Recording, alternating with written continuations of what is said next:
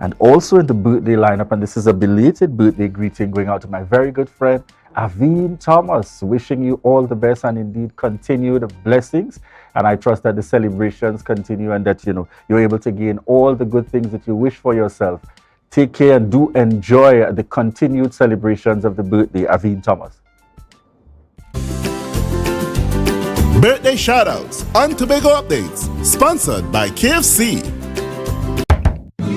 From the experts that created the Zinger sandwich comes the KFC Crispy Barbecue Zinger. The only one I see is you. Cheddar cheese, crispy onions, the most delicious Kentucky Fried Chicken, and barbecue sauce. Get ready for a whole new level of flavor. Yes, and just before we head on into our rundown for this morning, got to take the opportunity to highlight our sponsors on board with us. Yes, this morning's outfit is courtesy Rashad's, and that's Rashad's Men's Store, located down there in Mount Pleasant Main Road at Le Chateau. That's Rashad's Men's Store. You can connect with them at 631-1049. That's 631-1049. Or you can also reach out to them on social media. That's Rashad's Men's Store this morning, responsible for this floral shirt, the outfit this morning, courtesy Rashad's. And I'm also, of course, connections to my barber, Classic Cuts, and that's Classic Cuts located in Susulands. Akila Ned, Classic Cuts by Akila Ned, located in Susulands. So remember, we want to say thank you, continued thanks and appreciation to our sponsors supporting here the Tobago Updates morning show. All right, at this point, viewers, we have a quick announcement, and that's courtesy Bishop's High School. And that's the Bishop's High School PTA. Indicates you're cordially invited, and those are parents. You're cordially invited to attend the monthly PTA meeting that takes place on Thursday, the 21st of September. That's today, Thursday, the 21st of September, at Bishop's High School, L&D room, lecture and demonstration room, and that's from 5 p.m. to 6:30 p.m. All right, so parents are reminded that there's a PTA meeting today that you're expected to participate in and to get involved. Certainly critical as we continue to move forward with the growth and development of our education system. All right, at this point, viewers, we head on into Tobago in Focus.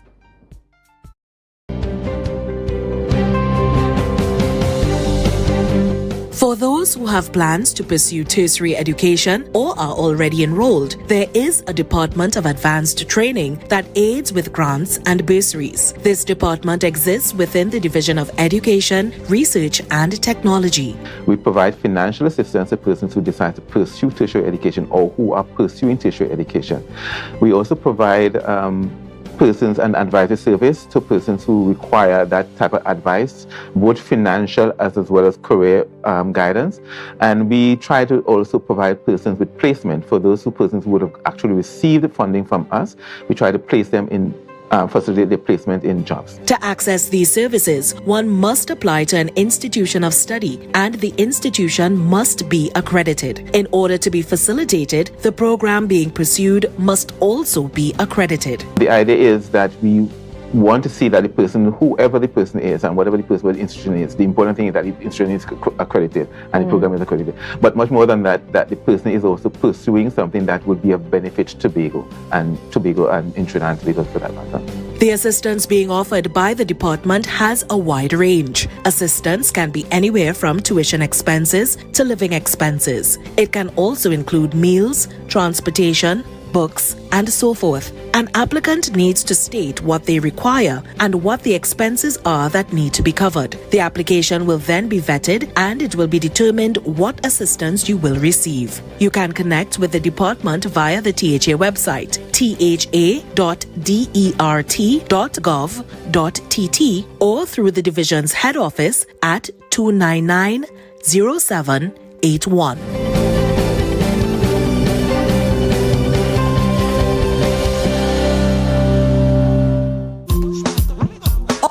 roads lead to the Roxborough Sporting Complex on Sunday, 24th September for the Republic Day Cultural Show and fireworks. The cultural show will feature a steel band pre-show.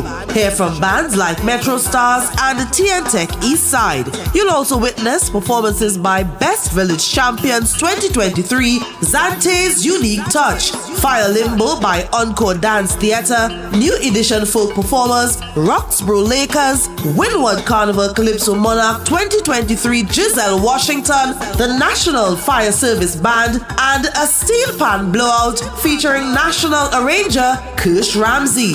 The pre-show begins at 5 p.m., the main show at 6 p.m., and the fireworks display at 8 p.m.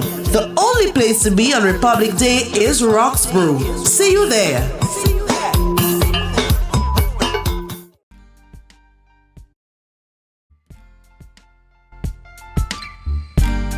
Put a smile on your face when you're moving from place to place.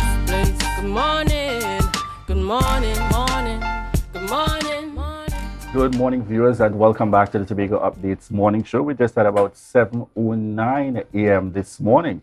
And in our rundown this morning, we get the conversation started with Mr. Erland Kent, Permanent Secretary in the Central Administrative Services Tobago, fondly known to us as CAS, as we speak to the Republic Day Route and Awards, and he's the newly appointed PS there at CAS. The conversation continues this morning with Shelly-Ann John, and she's Manager Community Mediation Center, and that's the Division of Health, Wellness and Social Protection. And we are speaking the International Day of Peace. And this morning we'll also be getting some insight with Isasha, recording artists out of Baby Torn Studios. And we're speaking about the Entertainment Central and Tobago music industry. And that's actually for Tobago Carnival 2023. So that's the lineup that we have happening there this morning in the rundown. All right, at this point, viewers, we're prepared to head on into our very first interview this morning, and we're happy to have on set with us new Permanent Secretary there at CAS, the Central Administrative Services Tobago, Mr. Erland Kent. Good morning to you, sir, and welcome. Good morning. Thank you. We should probably start on a more familiar note, because I know as a real TNT and Tobago person, TKR, how you felt about last night? Really excited. All right, I'm looking forward to the finals. All right, most certainly celebrating the fact that we're heading across to the finals there on Sunday. But heading into the business at hand, very good to be able to meet you and for coming to join us on air this morning. After much time and a lot of focus being placed on this position in Tobago, we have a newly appointed Permanent Secretary. So I want you to get started by telling us just a little bit about the Central Administrative Services Tobago and its general responsibilities and where it fits in to the broader structure in terms of the government of Trinidad and Tobago.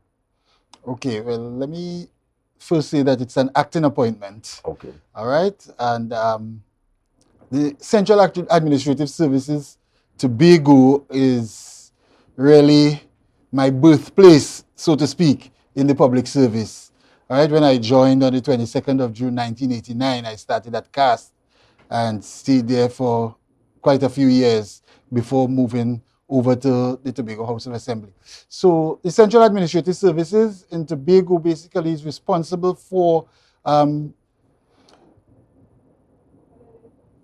administrative services under the central government, and most of those issues under Schedule 6 of the Tobago House of Assembly Act. And these administrative responsibilities are delivered to three main departments within CAS, all right? Because CAS basically is a division in the Office of the Prime Minister, all right? And the three areas, administrative areas, would be the Meteorological Services, General Administration, where the major part is the Sub-Treasury, and also the Registrar General's Department that is responsible for births, deaths, registration, accessing business, registering and accessing business documents here in Tobago through our companies section. All right. So we in terms of meteorological services, we play a very major role here in Tobago. As a matter of fact, since my assumption here as acting PS, told that Tobago plays the leading role in Trinidad and Tobago because of our infrastructure here, probably a little more advanced than what exists in Trinidad. So in terms of weather forecasting and data for predicting weather and advising in terms of the weather and wind speed in terms of the landing and takeoff of aircrafts reside here in Tobago, and we do a very good job at that. Now we are at the stage where we are implementing automatic weather stations throughout Tobago, and we've already completed in Buku, Plymouth, in the Main Ridge. We've our most recent one completed over the last few days in Mason Hall, which will provide a more timely data in terms of weather predictions throughout the island of Tobago. And critical to that is an app that we would have embellished, right, in terms of providing data from Tobago that will also assist in terms of tourism, the tourist advisory in terms of weather, in terms of areas to visit, what the weather would be like in those areas and that sort of thing. So we are moving full speed with regards that. Excellent.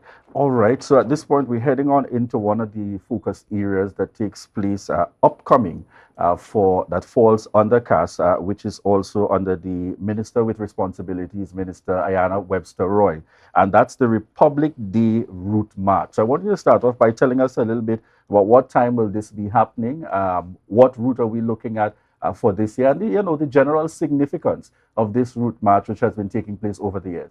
Okay.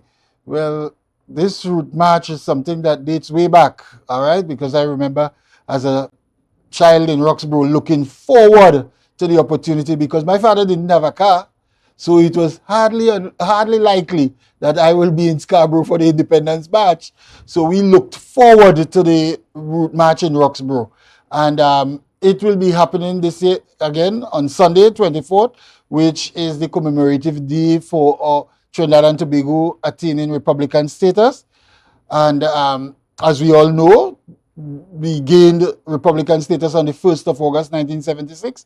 However, the Republic Day is celebrated on the 24th of September because that was the first day that the new Republican Parliament met in Trinidad and Tobago. So that was declared the commemorative day for Republic Day in Trinidad and Tobago. The route march starts at 9 a.m.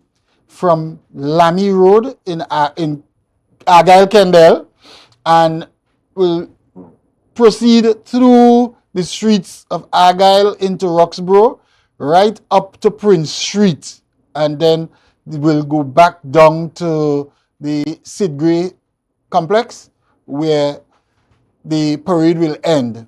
All right. We have quite a lot of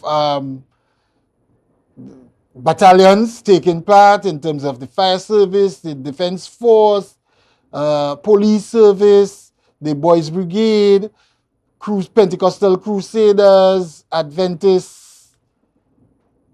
So a number marchers, yes. A number of participants. As a matter of fact, I think we're looking at over 500 marchers will be on display.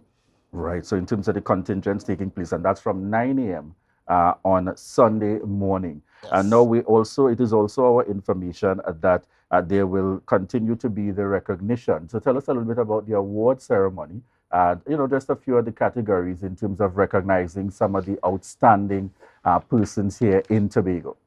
All right. So in terms of the awards, this is an initiative of the Honorable Minister, Ayana Webster Roy, who thought that it was an opportunity where outstanding residents in Tobago East can be recognized for their contribution to the development of Eastern Tobago and the Tobago at large. So this year, the award categories will be for the most impactful youth organization, and it looks at identifying a youth organization that would have contributed to the development and impacted the lives of communities across the East.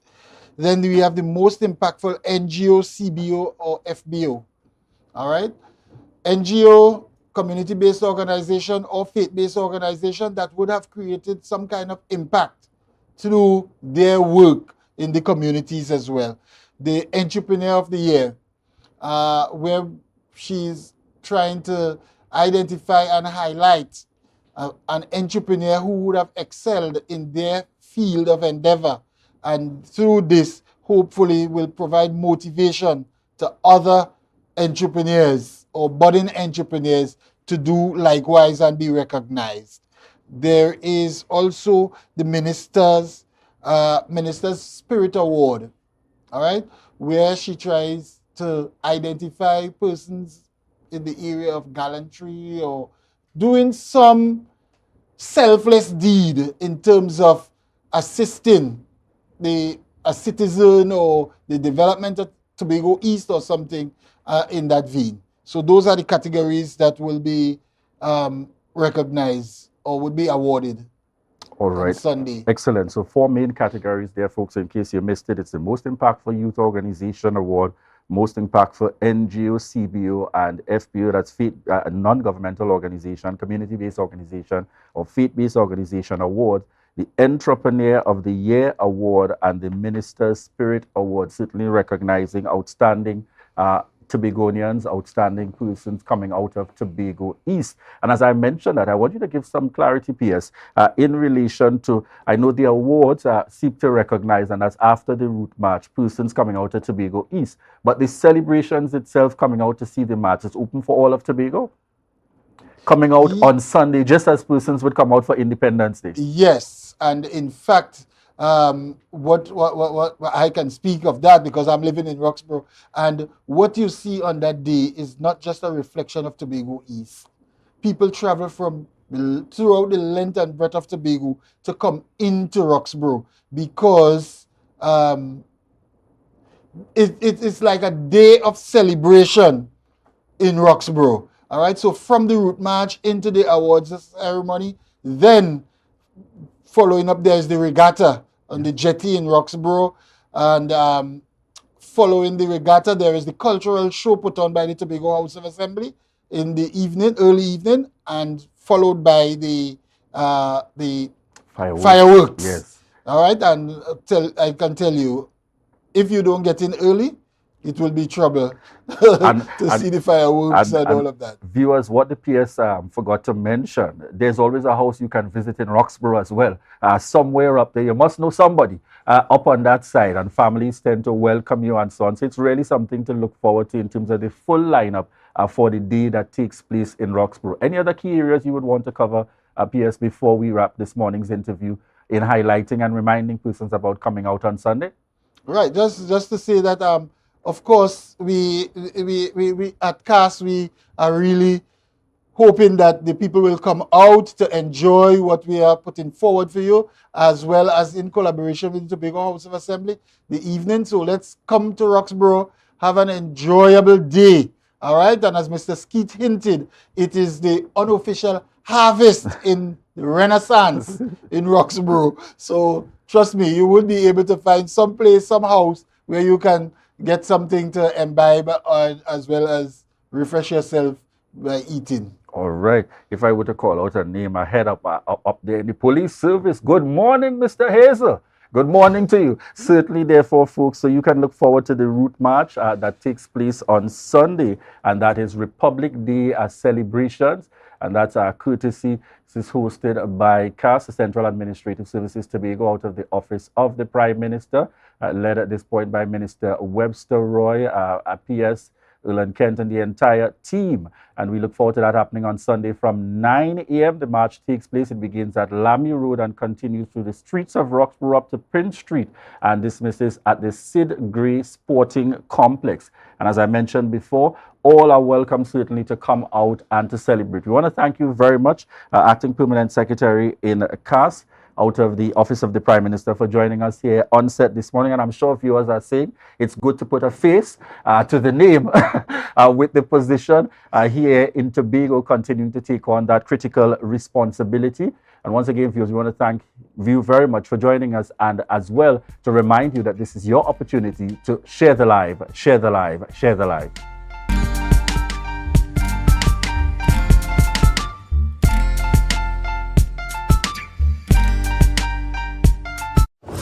Bonaccord Crown Point Electoral District.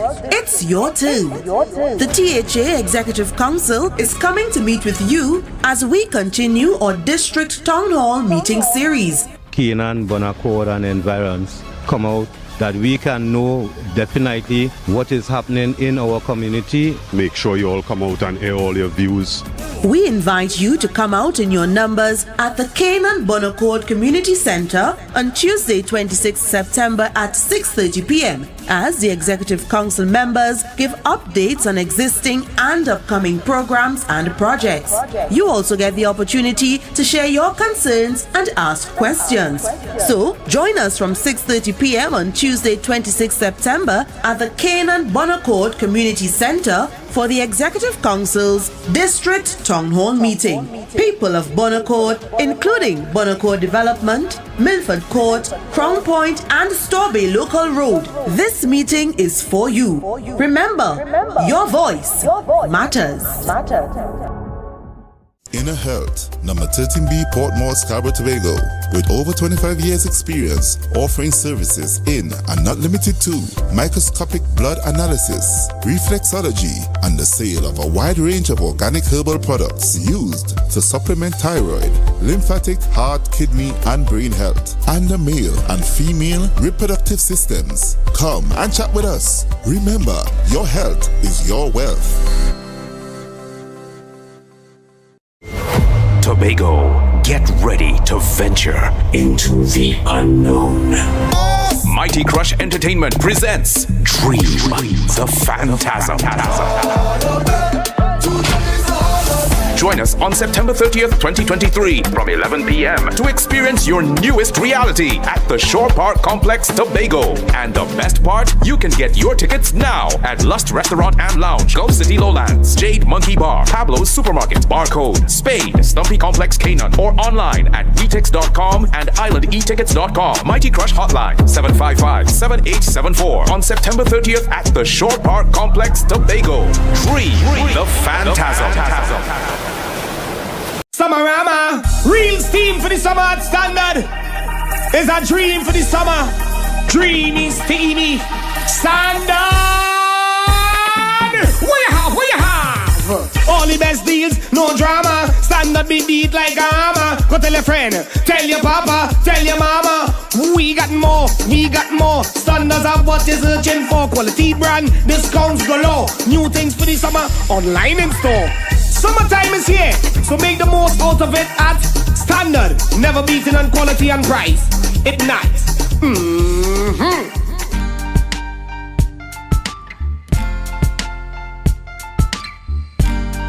Put a smile on your face when you're moving from place to place. Good morning, good morning, morning, good morning, morning.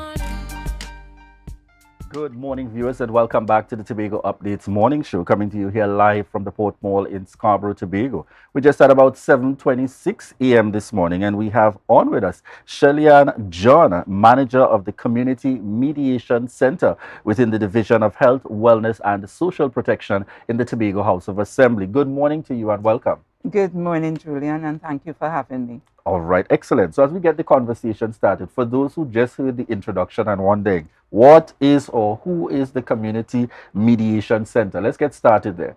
Okay, so the Community Mediation Center is a unit under the Division of Health, Wellness, and Social Protection, the THA. And what we do is offer mediation services. I know that there are persons who still don't know what mediation is. But Julian, I may ask you, have you ever used mediation? Oh, yes. Oh, yes. With a professional, or you did your own mediation? With a professional. With a professional. Services offered through the workspace, that kind of thing. Okay. Yeah? Yes. So you would be aware that mediation is used for persons who have a conflict or dispute who just cannot solve it on their own. And they need a third party, someone who is unbiased, who does not have a stake in the outcome, who understands the process and allow parties to share and give their information so that they can come to a win-win, hopefully, solution. So that was my next question, trying to dive in. People hear mediation and sometimes they just think of it from a relationship specific to only a personal relationship. Your husband and wife have trouble and then you need to access mediation services. Yeah. But what you're saying is those services are available to a wider cross-section. It's not just limited to that. No, it's not just for the families. We have several matters you can mediate. Mediation is for anybody because we know that conflict is inevitable and we always would have conflict. But a lot of us don't know how to resolve the conflict, and sometimes it escalates and it needs that intervention. So we have matters between neighbors. You may have a plum tree hanging over and it is creating problems for the neighbor, and you ask the neighbor to cut it and they're just not cutting. You can come to mediation for that. You don't need to go to the court. We have small claims where you take your vehicle to a mechanic, the work wasn't completed, you paid for it. Instead of going to the court, you can come to mediation. We have relationship issues, parent-child issues, workplace issues. So it's a host of different things that you can come to mediation for, and not necessarily relationship. So in a case of the unit itself, is it exclusive to matters related to the Tobago House of Assembly in terms of mediation, or the services are offered widely, whether you work with or you do not work with the Tobago House of Assembly? The service is for the entire Trinidad and Tobago public. As a matter of fact, approximately 75% of our cases come from the court. If you take a matter to the court and the court believes that this can be resolved through mediation, they would recommend mediation to the parties and forward the matter to us. Persons can just walk in because we have a lot of walk-in persons coming in.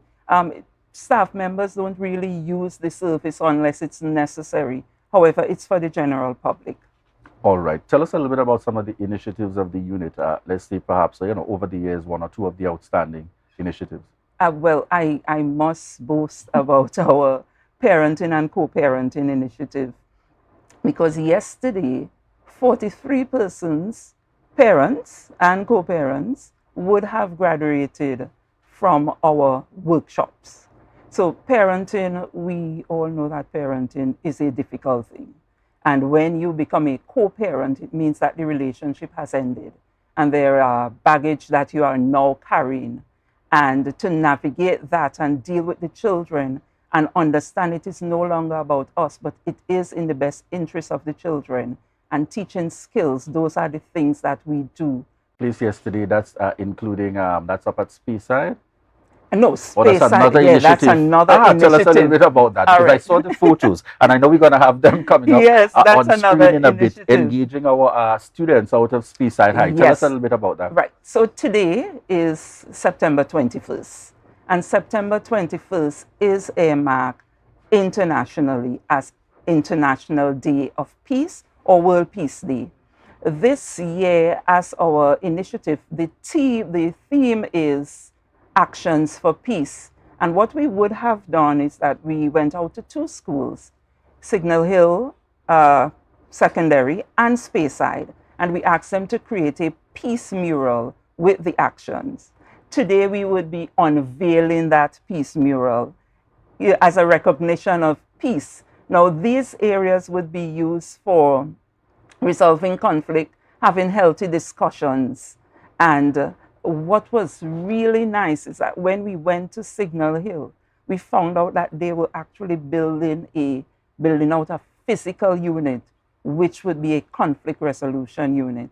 So for the entire school year, we'll be working with these two schools, teaching, managing emotion, conflict resolution, anger management. So for principals and teachers at the other schools, this is just the start. Depending on how this rolls out with these two schools, we may see the potential follow-up with other schools who may have that interest. Yeah, with Excellent. other schools. I know you mentioned in terms of in recognition of Peace Day, but tell us, what is the history behind International Day of Peace? International Day of Peace came about with the UN. So in September 30th it was, in 1981, they called a ceasefire, a global ceasefire. in an attempt to recognize peace, to build peace, to resolve conflicts. And persons buy-in. By the next year, they started celebrating International Day of Peace on the third Tuesday of every September. And by 2001, it was declared that the 21st of September would be International Day of Peace. It is basically a call for recognition that we can coexist peacefully. And it's interesting that people could actually do a ceasefire. But yes. I guess it's just one day. But if you can actually stop the fighting for one day, it means there is room for negotiation.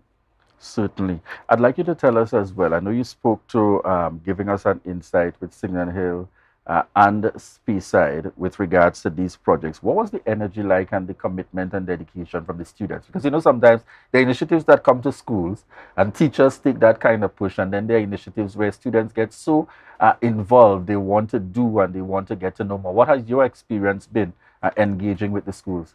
The two schools that were selected are schools that is art-oriented. So I know the two art teachers personally. My daughter would have had experience with both of them. And when I thought of this idea, and I was last minute as usual, I knew that I could have contacted these two teachers. And they pulled it together. The students were excited because they like art. It's an expression for them. And they were excited. So we went to Signal Hill, and the staff tried a little painting, you know, but I saw their end products, and I'm still looking for the part that I would have painted up in Speyside. But we have some photos also with our staff doing a little work with the school. All right. Yeah. So let me get them to run those photos again. So you can probably walk us through very quickly before we head out to the break. Right. So this is up at? Speyside. All right. Yeah, this is Speyside, almost completed. This is Signal Hill. And if you notice at the top, there is an actual light. And then they created the lighthouse, signifying peace. And every picture have a dove. And I see the lighthouse is in the school colors. Yes, it is. It is. It is. This is almost completion. I have not seen what the end product looks as yet. But today we are doing the unveiling.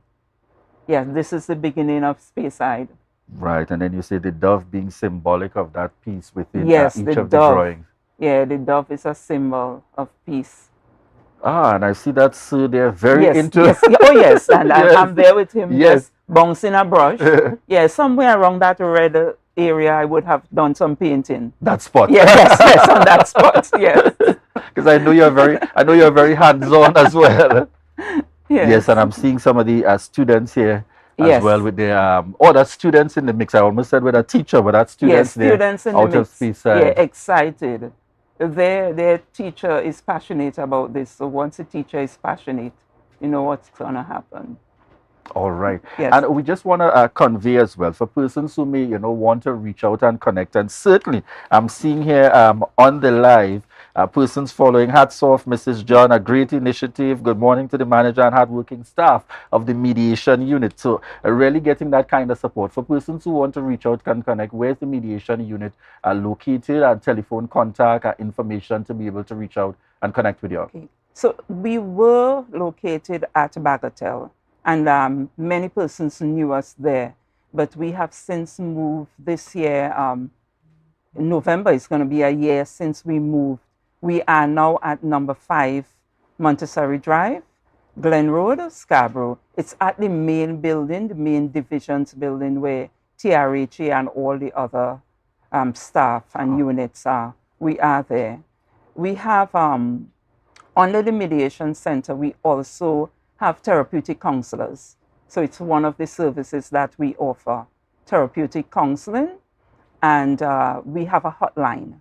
So if someone is in crisis, and if they believe that I need an intervention now, or I need an intervention in the future, you can call that hotline. At that moment, we're going to do crisis intervention. And if we need to do a follow-up or do a referral to another therapist, we do that. And I would like to give that hotline number. and All right. have persons know that you can reach out at any time. All right, so we'll chat a little bit more about that hotline, and some of the cases Yeah. and so on and situations that you may treat with. But viewers, at this point, we're prepared to head on out to a break. Don't worry, stay tuned, stay connected. We'll be right back as we continue the discussion with the Community Mediation Unit. And certainly, we want to remind you that this is your opportunity to share the live, share the live, share the live.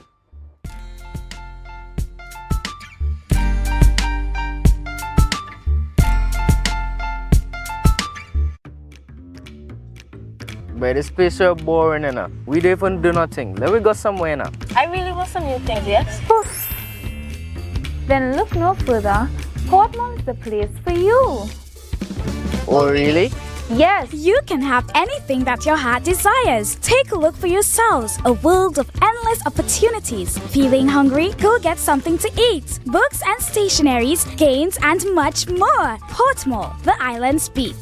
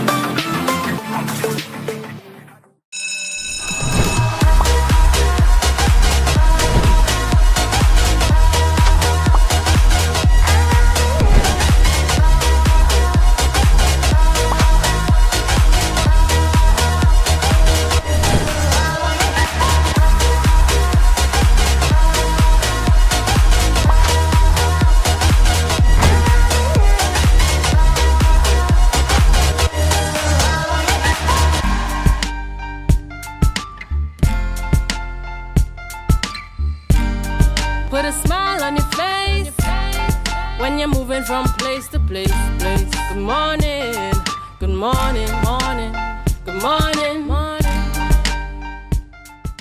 Good morning, viewers, and welcome back to the Tobago Updates morning show, coming to you here live from the Port Mall in Scarborough, Tobago. Yes, viewers, as we continue our discussions in this segment, we are chatting with the manager of the Community Mediation Unit, that's within the Division of Health, Wellness and Social Protection, Mrs. Shelly-Ann John. Good morning. And as we continue the conversation, I want to let our viewers know this morning that there will be questions for callers to be able to send in your information, contact us, in prizes and these Community Mediation Unit. And the number, let me tell you so that you can take note of it immediately. It's 284-6597. That's 284-6597. No, folks, you're not to call yet. It's when we get to that point in a few minutes, but I'm giving you the number in advance so that you'd be able to call in. Just as we ended the first portion of the interview, we were speaking about the hotline. Yes. And I'd like you to give us a little more details in terms of who or what type of situations are catered for that can call or can utilize the hotline. Okay. So the hotline came about when we had COVID, and we had a lot of persons experiencing crisis and anxiety. We found that as we came back to this new normal, the hotline, it decreased, the calls decreased. At that time, it was a 24-hour. We have since changed, and it is now up to about between 4 and 6 you can call. However, persons can leave a message. So even if you don't have money on your phone, you can do a WhatsApp, you could leave a message and we'll call you back. What the hotline is for is anybody who think that I'm in an emotional state right now and I need to talk to someone.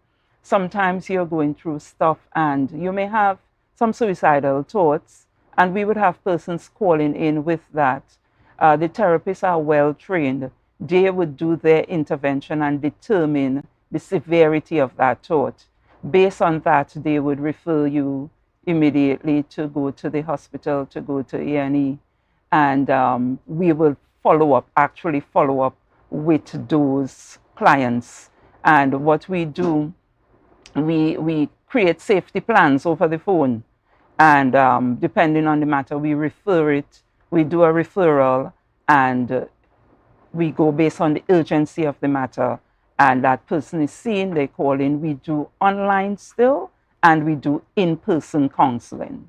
All right. And I want you, just so that person knows, so that's someone who may be experiencing that kind of challenge circumstance. So what about if I am in the company of someone? So, you know, you're a wrong friend, you're in a workspace, and you recognize that there's that constant apparent urge, things not going right for them. They think this is, you know, this is it. You're seeing what might be potentials. Can you as an individual also take on that responsibility to try to, you know, to engage and to use the same hotline to get the person to seek some attention? Yes, you can, but you, however, have to speak to that person and encourage them. And you may be the contact.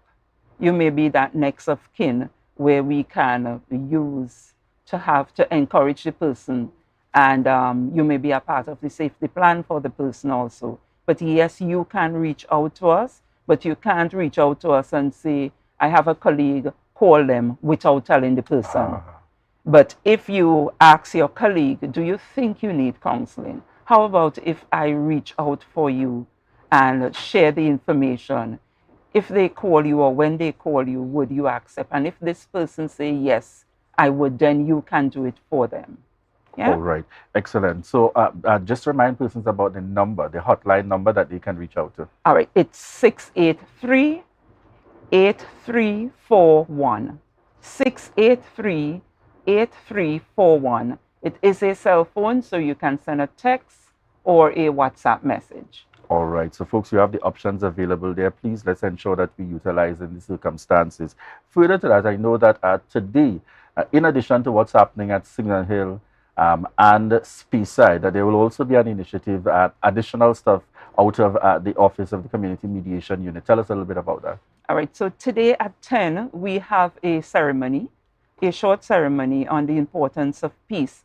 And we wanted to do this initiative we are in a very huge building, and it's a lot of units coming together. So what we would have created is a blank mural with the three logos, the THA, the Social Protection, anti-RHA logo. And there is the UN stamp in the middle, Actions for Peace. We have that erected. Staff members going to come this morning, and we'll have different colors of acrylic paint. You put your hand in a paint of your choice, and you would stamp on that mural. We are hoping by the end of the day, we're going to have a full mural, and it's going to be so full that there would be hands on top of hands. It is saying that we are going to be a part of action for peace in creating a peaceful society in the workplace and on our island. We certainly look forward to the display. Yes, and you can come at any time, and you can put your handprint there too. All right, so that's the initiative happening today from 10 a.m. From 10 a.m. And that's at the main office there in Glen Road. In Glen Road. And when we leave there, we head out to Speyside, where we do the unveiling of their mural.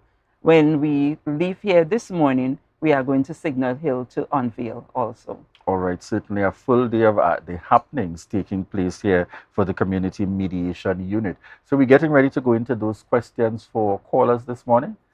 For those persons who may want to send in the responses, I'm not sure how we perhaps going to be gauging, and we're indicating to persons that they can use the WhatsApp in terms of being more straightforward or easier for you in terms of making the connection. It's 284. Let me remind you of the numbers, 6597. That's 284-6597. Let me allow you to go ahead with what's the first question that we want to put out there for our viewers this morning. Julian, I just want to put out there that no staff from the mediation unit can take part in this.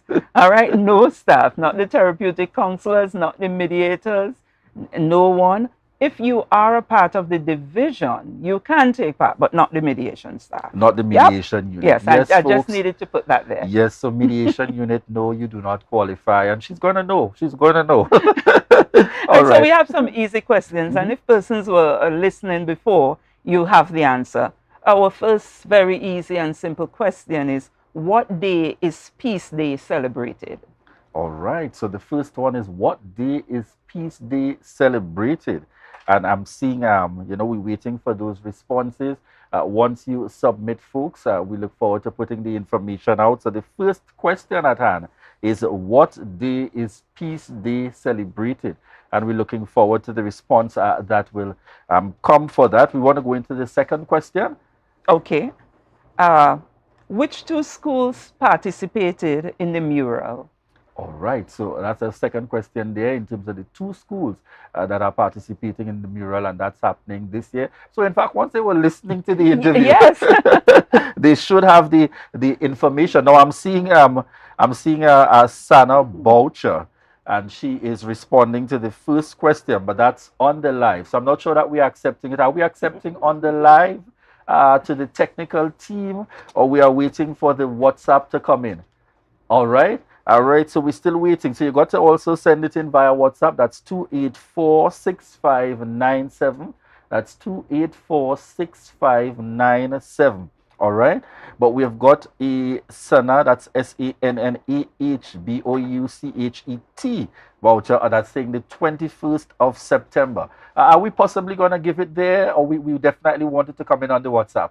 I think we can give it there. So we're going to she's start on there. And she's paying attention. Great, great, great. Yes. So that's it. So if you're on the live, or you connect with us via WhatsApp, wherever you're getting the information first. All right. So our first winner this morning, Sanat Boucher, and that's the 21st of September. Congratulations. You just won yourself a prize. Now, what we'll ask is just please send us your telephone contact via the inbox. So just inbox right now, Tobago Updates, not on the live, inbox Tobago Updates right now to send us your telephone contact so that we can pass it on to the mediation unit to connect with you in order that you'd be able to receive your prize. So we go on to the next question. So we had, is there anyone, the two schools? Which two schools? Good. So that's a reminder to you. The second question, folks, which two schools participated in the mural? So you have the option to submit via WhatsApp. That's 2846597. Or you can send it straight on to the live right now. And I see we have, is there anyone submitting on the WhatsApp just yet? All right, I'm not seeing anything coming in on the WhatsApp, which therefore makes Rodney Pigott our next winner. And that's the second answer coming in there. Rodney Pigott indicating Speyside and Signal Hill. All right, we'll take that, or we need to see Speyside and the full name. No, Rodney know what he's talking about, and we're gonna, congratulations, Rodney. Certainly, congratulations, Rodney Pigott. With the response here, we're dealing with the high school out of Speyside and Signal Hill. Those are the two schools, most certainly. Congratulations, Rodney Pigott. At this point, immediately remember to send us an inbox. Inbox us your telephone contact, and we'll certainly pass it on to the mediation unit. We're asking you to do that now, to inbox us your telephone contact. So we have the mediation unit reach out to you in terms of collecting your prize. Third question this morning. What is the theme for Peace Day 2023? What is the theme for Peace Day 2023? All right, so what's the theme for Peace Day 2023? So while we await that response, very interesting feedback coming in here on the live as well. Students from primary school level ought to be socialized on the art of mediation. The ripple effect would be astounding. What are your thoughts on that? This is interesting. There is something called peer mediation. And we ought to, Gandhi said, if we ought to teach real peace, we must begin with the children. If we can have the children emulating peace, then we can have a peaceful society. So I agree with this statement, and I know we need to do some work with the primary school students and with the teachers. And it is to teach them how to manage. We start with managing your emotions. And if we can start there, we teach you when you become angry, it is an emotion, but how do I manage my emotions? So it is something that is possible, it can happen, but we have to do some work. We have to have that mindset. Our mission at the Community Mediation Center, our objective and goal is to engender a culture of peace throughout our island. All right, excellent. So we'll give the final 3 questions and let's see if the answers come in before we close this morning's interview. Otherwise, I'll just have to collect the prizes here for the staff of Tobago Updates. Go ahead with Yes. the final 3 questions. What services does the Mediation Center offer?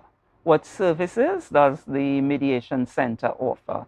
If you can give at least 2 or 3 services, that would be fine. All right, and we go on to the 5th question for today. The 5th question, what is the address of the mediation office? What is the address of the mediation office? All right, good. So we accepting the old address or only the new address? No, Seeing that some may be familiar.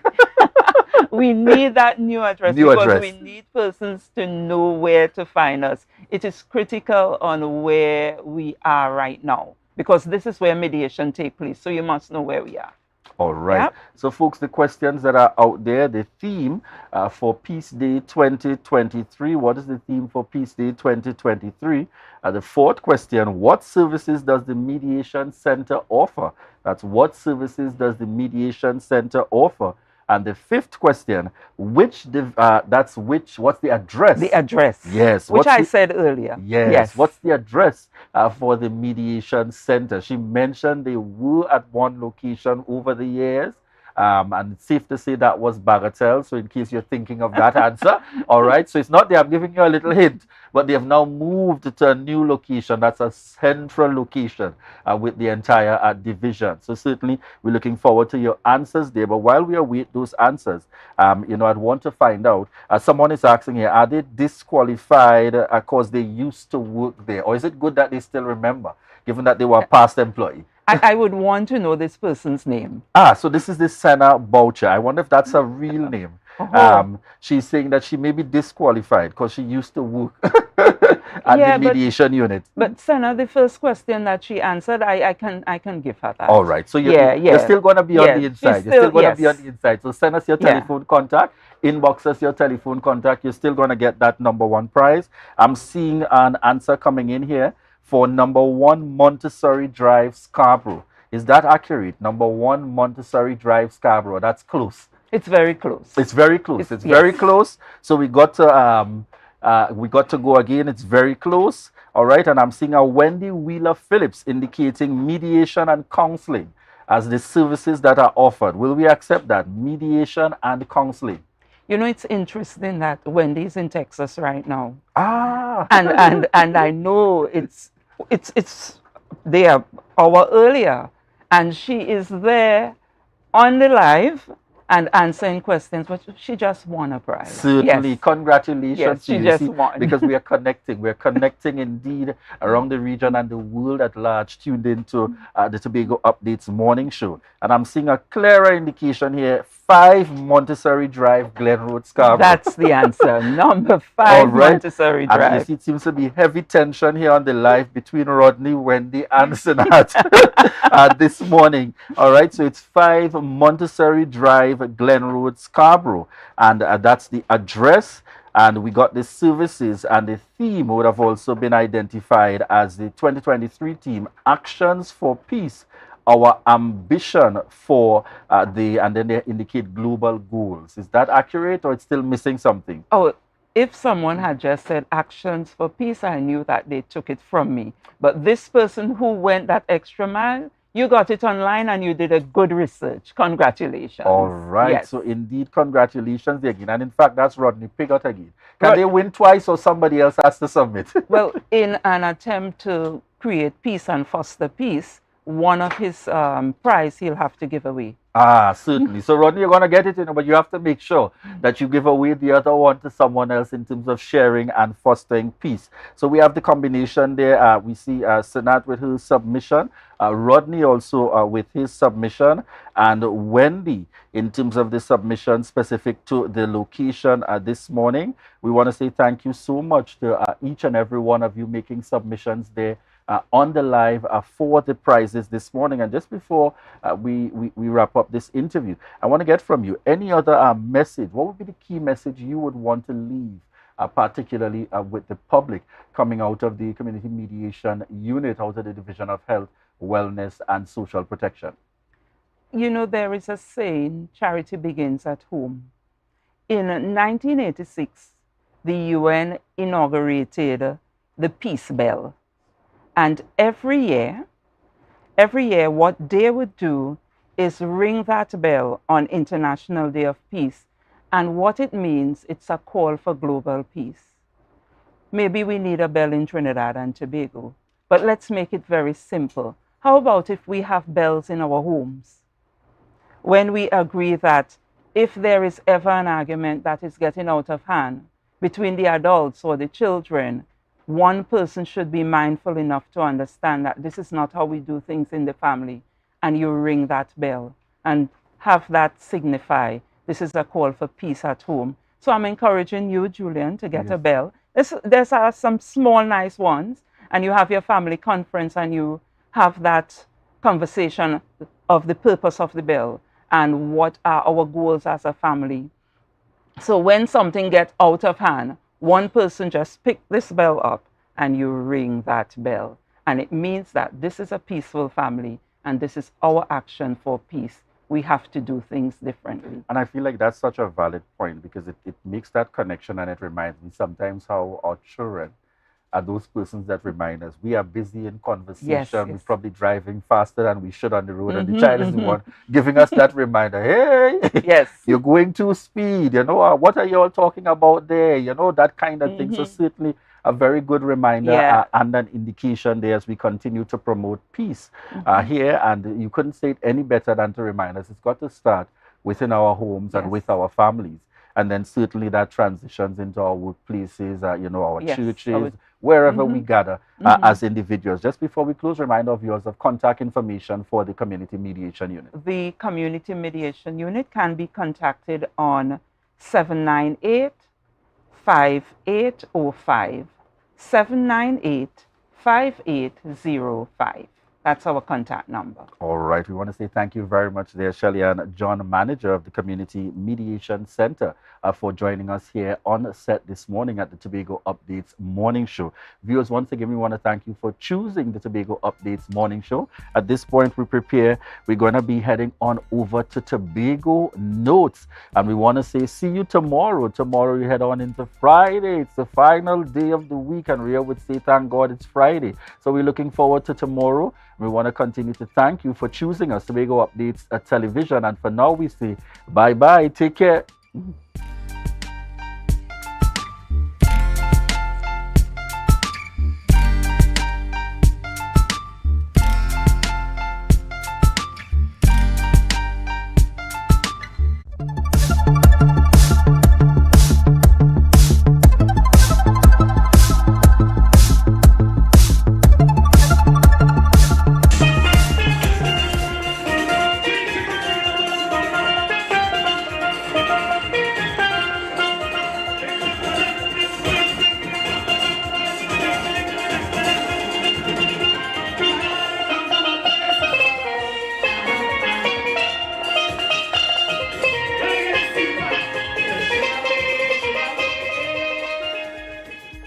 Fair is a community event. It is actually an IDB event that they are partnering with the Tobago House of Assembly to really showcase the public and private sector offerings. There were 8 thematic areas: digital transformation, health, housing, climate change. All of these areas, we just aligned them to our divisions and asked to come and showcase some of the things that they're doing in their divisions based on these thematic areas. Chair Fair is about happiness. It's about fun.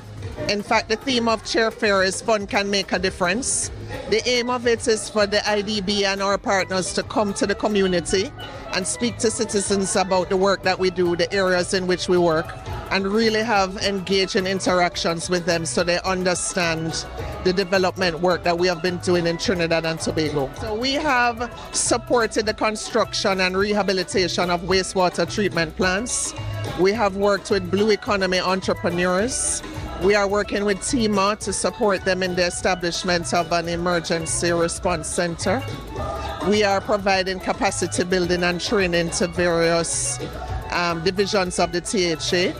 And so we have a very active engagement in Tobago. We really try to make sure that Tobago is well represented in the portfolio. The booths are very, very informative. For example, we have somebody making oils and soups locally.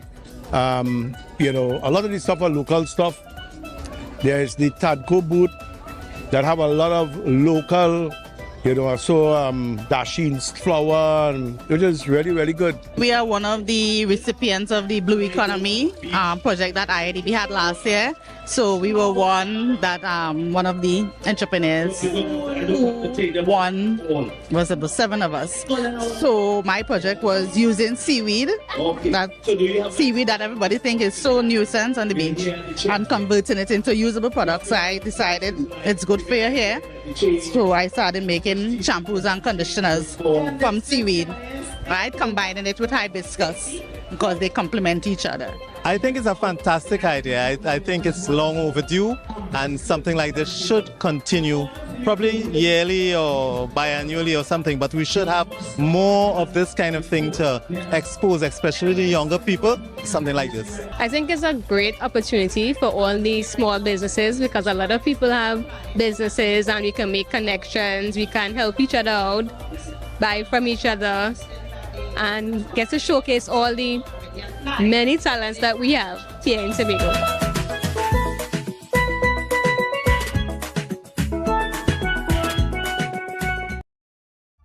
That was a production of the Department of Information, Office of the Chief Secretary, Tobago House of Assembly.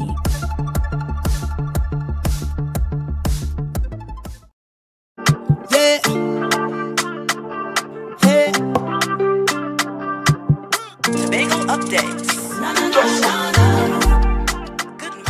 Welcome to Good Morning Tobago on Tobago Updates, your source for current affairs in Tobago, Trinidad, and the region, with the perfect conversations to complement your morning routine. I am Candice Jackson, and let's get started with the news in 90 seconds. The news in 90 seconds is brought to you by Flow, working for you on Tobago's newest fiber network.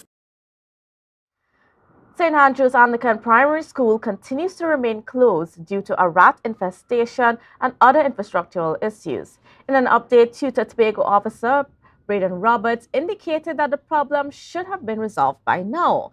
He is aware of a draft press release from the Division of Education, Research and Technology, but has not yet seen the official release as yet. Tutor expected updates after yesterday's school visit, but currently has no new information. Tutor is monitoring the operations, and updates will be shared as they become available, with the school scheduled to reopen next Tuesday. Next up, a 41-year-old fisherman was remanded in custody after appearing virtually before Her Worship Christine Charles at the Scarborough Magistrates Court. He faces charges of burglary, malicious damage, and assault by beating.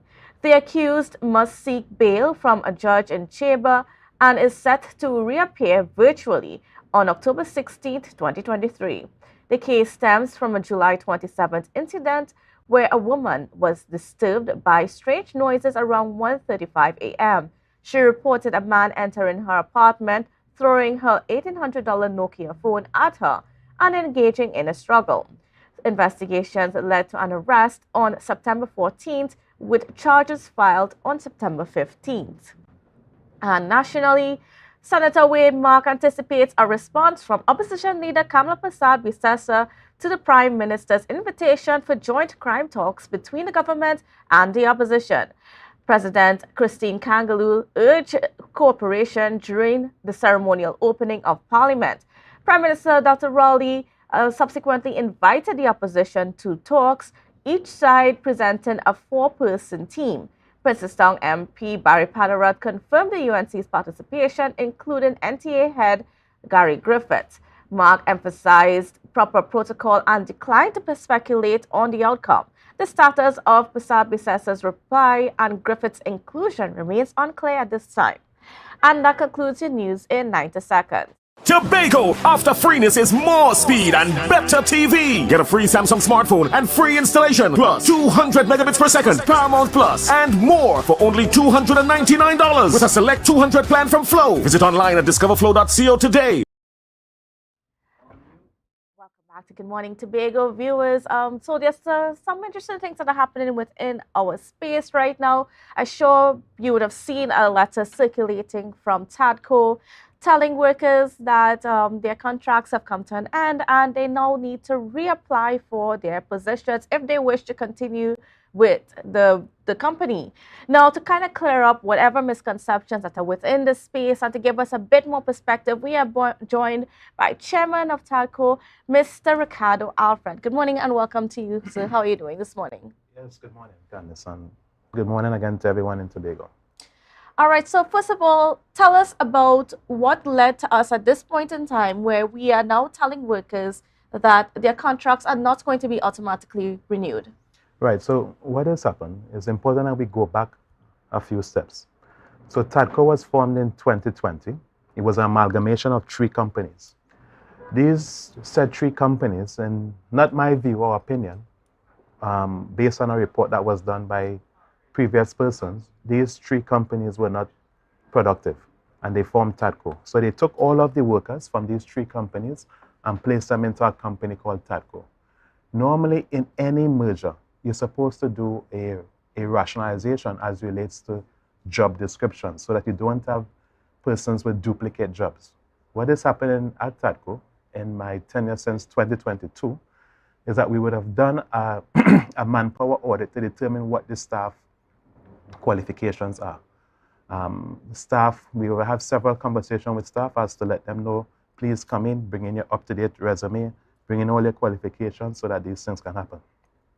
Right now, you have a case where you have persons in positions that they should not be in. You have qualified persons with masters working as secretaries. You have persons with managers with all various types of range of compensation package. There isn't no transparency there. However, they were in a contract period. So we had to be able to have some stuff going forward as relates to show transparency. You had a vessel operations officer working in accounts. You had, it was a clear guideline that they were not some stuff. Some managers came to us and said that this one is making more than this one. So we had to be able to fix this problem. So what is going to happen is that next week, all of the positions will be available. More than likely, you would have probably all of the staff coming back into some positions or higher positions because during that time, persons would have engaged in further studies and did some other work and, try to elevate themselves so they are better fit in other positions. But we have to ensure that the process is done transparently. It will be open to everyone to apply. What is happening, me as the chairman, even if I'm not the chairman tomorrow, I can still be called before to answer questions as relates to the Public Life Act. I can also have to answer questions because I have to show a clear direction. I have to show transparency. I have to show documentation so that in the event of anything, there's proper paper trail going forward. We have to ensure, it's very important that we ensure transparency. Persons were not, I don't know, persons were saying that they were sent home. They were not sent home. The contracts just simply came to an end, which is standard, and then you have to reapply if you want to continue. Is it that all the contracts came to an end at the same time? Yes, about 50 positions. And going forward, you would have a staggered contract. So you have persons coming on at different times to ensure that the company has continuation so that this, what is happening now, does not happen again. So, okay, so we're going to have some 50 people, thereabouts, not going to be able to continue with their positions. No, so what is going to happen? You would have persons kept on a month-to-month basis on pending interviews. So what is going to happen? The positions will be advertised. There will be a shortlisting process. Persons will be now interviewed, and then they will go into positions at different intervals to ensure that all the contracts don't expire at the same time. You see, when you have persons who want to do better or want to elevate themselves, they must be rewarded. A lot of this TADCO have excellent staff, but I believe that some of them should have been compensated more. But however, it's not something that I can just do like that. It must go through a process to ensure that there's continuity. So there, I wanted to explain that a bit because maybe some people are saying that a better approach could have been taken instead of something that seems so like cut and dry. Because people are wondering. I mean, because of the fact that the future positions, are now up for grabs by anybody. There's no guarantee that the people that would have been employed by TADCO and the previous companies for however length of time, they may not be able to continue working. So what is happening? Again, in 2022, when I came on as chairman, I met with the staff and I would have advised them that after seeing the audit of the positions of persons, I would have advised them that, listen, at the end of the day, I need persons to go and elevate themselves, right? Persons would have done that, and I'm very happy that persons did that. Some persons now have their masters and could be better placed in positions. All of the positions with the workers at TADCO, they have an advantage because they have the experience. All I'm saying, let the process happen because we need to show transparency so that anybody be called before any type of inquiry or any stuff that transcend my duration there, we can be able to say this is what was done. Because persons may not be aware that when the police came to Tobago to do this alleged propaganda issue, they came to TADCO, they requested documents, they wanted to know what was our hiring practices. So they are doing their work and we have to ensure that we do the right thing, It's just to ensure that the positions are available to the persons who want to apply for it. The persons at TADCO are great workers, but all I'm saying, let us go through a process.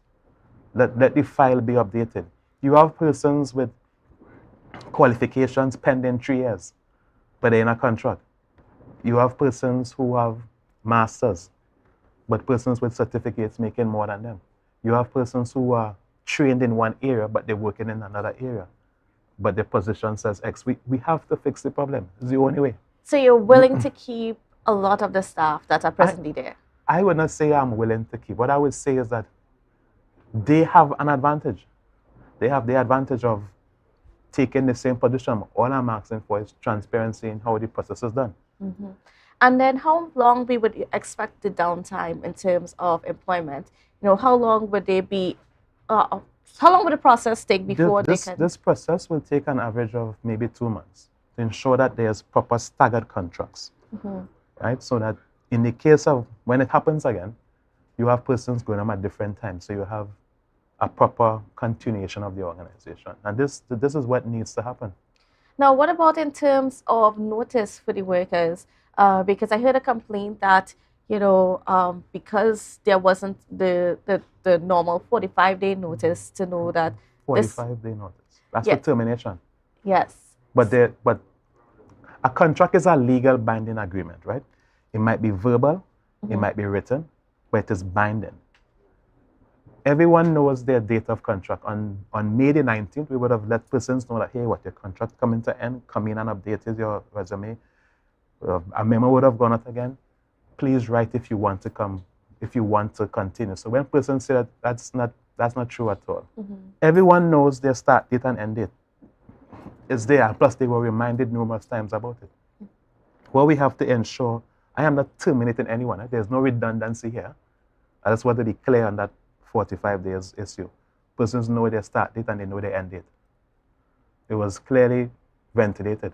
Plus, I had a meeting with the staff last Thursday, letting them know the direction. We have to ensure transparency. See what is happening now? I do not want it to be a case where we are continuing with a practice where you're just giving someone a job, because you have to ensure transparency. It is the only way it will work. Again, I am quite pleased with the staff at TADCO. I'm letting them know that right now. However, there will be persons who may want to apply for other positions, and we have to give them that opportunity. I can't just say, okay, I'll put you in that position. You have to be a process. You have to be interviewed. Now, in a situation where we know that TADCO has, not had all the resources that, you wish that you would have, and there is a high wage bill. Now, with adjusting the figures or adjusting where employees are going to be, and especially with people that have elevated educational status and that sort of thing, which comes with a higher pay grade. Now, how are you going to balance those changes, which would in effect be paying people more? So keep in mind that when we came to TADCO in 2022, the rates, the rental rates were like $5 per square foot. The cold storage was like 29 cents per kilogram. And we had to do ways of generating income in terms of making the company profitable. The capital of Paradise was down for 5 years, almost 5 years. We had to make it profitable. I can say that TADCO would have generated, in terms of the capital of Paradise, over 200,000 US easily in the space of months, I would say. And we have to be able to know how we do work with our revenue. The food hub, someone rented the space to do an all-force tournament. These are stuff that we have to make the company diverse. I want TADCO to have an IPO where persons can now buy stock as relates to TADCO. TADCO is a diverse company. We are not just involved in agriculture, we are involved in everything. By making the company diverse, and because we are in conversation with certain banking entities, they told us, make sure everything is in place, make sure our organizational structure is in place, make sure there's the HR policy is in place, make sure our finances are in place. 71% of the current operationals budget is staff. You have persons who are on contracts making overtime. You have persons who are in positions that they should be in a higher position. I want you to explain that a little bit, just to put some context on that. That there are people that you are paying people overtime for that are on contracts. Yes. How does that work in the context of the law? So when you're on contract, you would have an agreed payment in which you are supposed to be compensated. What is happening going forward, you would have things like a responsibility allowance, which is normally 15% of your salary, and then you have an additional allowance, which is 20% of your salary. These types of, what I'm saying here already exists, right? So if you are a driver or something and it's expected that you would be doing stuff beyond the working hours, the responsibility allowance will now come in. If you are acting in a higher position, you get an additional allowance. You see, we need to put these structures in place. And going forward, there is going to be a manual, right, as relates to how everything is governed, from the sick leave, how you take study leave, it's going to be a policy that persons can now go back to and follow. And this is what we have to show to interested investors, that what the company is going and the direction. Currently at TADCO, should any country close to Tobago have any kind of natural disaster, I could safely say that Tobago will be able to assist that country. We can provide them with a commodity, which is the meat, and we have a vessel to take it there. Now, go ahead. I want to just go back just a little bit to a little point that you made about the fact that that the employment situation at TADCO might be discouraging to other investors that might be wanting to partner. Could I get a bit more context on that? So, in going forward, we are looking at the foreign direct investment from various institutions outside of Tobago. And where we have to show our books, where we have to show the organizational structure. We have to include things now like procurement, because it's a law. The capital of Paradise, the crew and all that stuff was not included in the organizational structure, right? We have to include these things. Again, you have persons working as a vessel operations officer, but they're working in accounts. That's their background is in accounts. So you see the kind of confusion. We have to show to these entities that so this company is serious, this is what we are doing, so that they can therefore want to invest. We're talking about multiple millions investments. They have to be sure that we are our structure in place internally. All right. Well, when we come back from the break, we're going to get a bit more into how TADCO is going ahead. Is it safe to say that you are restructuring?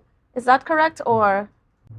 I would say that we are, just what the title says, we're in a new direction. A new direction. Yes. All right. So we're going to get more into that new direction that TADCO is taking when we come back with Mr. Ricardo Alfred. So please don't go anywhere. So wake up and hear me neighbor. 60,000 people strong, and the vibes is never wrong. We are beauty, we are power, we Mount Pleasant Credit Union Back to School Loan Promotion. Loans up to $15,000. Requirements: job letter and a payslip no more than 1 month old. Utility bill, copy of book list, salary deduction, 10% down payment. For self-employed persons, evidence of income and expenditure, bank statement, 12 to 18 months. Other supporting document. Promotion ends October 18. Contact us at 639-8375 or 8108 or check us out on www.mpcutobago.com or email us at loan@mpcutobago.com. Mount Pleasant Credit Union's Back to School Loan Promotion. Right now, Tobagonians are just currying down to Bonaccord, right in Strawberry Local Road. You know why? To come down and shop at Authentic Builders General Hardware, the only hardware store in Tobago that is giving you guys Trinidad prices. So for instance, such as steel, 1/2 inch and 5/8, $7,895. 5/8 construction ply for $260. Every single thing that you will need to do your home renovation or start your new construction, we have it right here. And to get your quotation, it's very easy. Just WhatsApp us at 272-1990 and we will do your free WhatsApp quotation for you.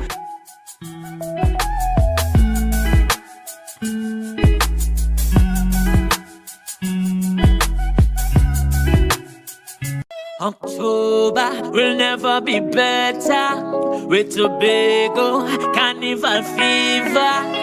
Book your passage and come on over. Coconut's Cafe, the buffet restaurant that specializes in all your tasty local dishes for breakfast and for lunch. Breakfast includes coconut bake and sada roti served with chokers, bull joil and sausages in tomato sauce. Not forgetting beef and cheese pies, shepherd's pie, macaroni pie and rice in various styles. Meat served in a variety of flavors, garden salads and pasta salads. All this accompanied by fruit juices, coconut water, your choice of a great combination to appease your taste buds. So call us today to order, as we are here to accommodate your busy schedules or if you are having a cooking day off.